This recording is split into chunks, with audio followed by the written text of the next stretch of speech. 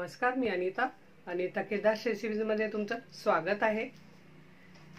आज आपण बनवणार आहोत आंबट गोड तिखट चवीची कवठाची चटणी। साधारण जानेवारी फेब्रुवारी महिन्यात कवठ बाजारात मिळतात आणि त्याची आपण चटणी बनवतो की खूप छान लागते।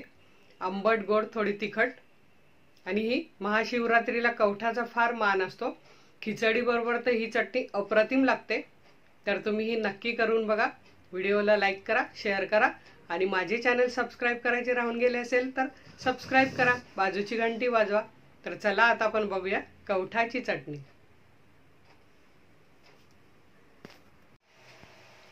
कवठाची चटणी बनवण्यासाठी इथे मी घेतला आहे एक कवठ आणि हे बघा, हे असं फोडून घेतलेलं आहे। कशाने, वरवंटा मुसळी काय असेल तुमच्याकडे त्याने फोडून घ्यायचं। कवठ घेताना असं जड घ्यायचं, जर हलकं घेतलं तर ते आतून खराब होण्याची शक्यता असते। तेव्हा असं थोडं हाताला जड लागणारं कवठ घ्यायचं। एक कवठ घेतलंय, त्याचा घर साधारण अर्धा कप निघेल, त्याकरता मी अर्धा कप गूळ घेतलेला आहे। तरी पण हे तुम्ही आतला घर घेताना तो चेक करून बघा। जास्त आंबट असेल तर गूळ आणखी लागेल आणि कमी आंबट असेल तर गूळ कमी लागेल। पाव चमचा लाल तिखट घेतलेला आहे आणि पाव चमचा मीठ घेतलेला आहे।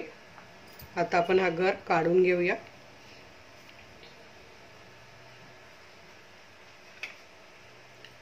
हे बघा, चमचाने आपल्याला सर्व गर काढून घ्यायचं आहे।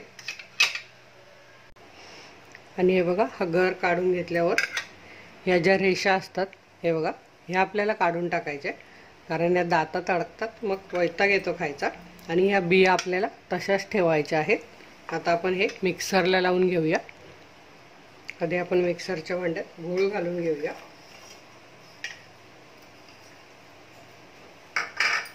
लाल मिरची,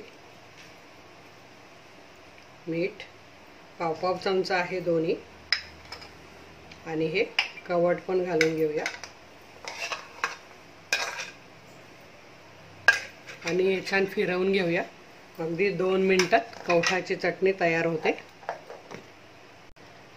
हे बघा, मस्त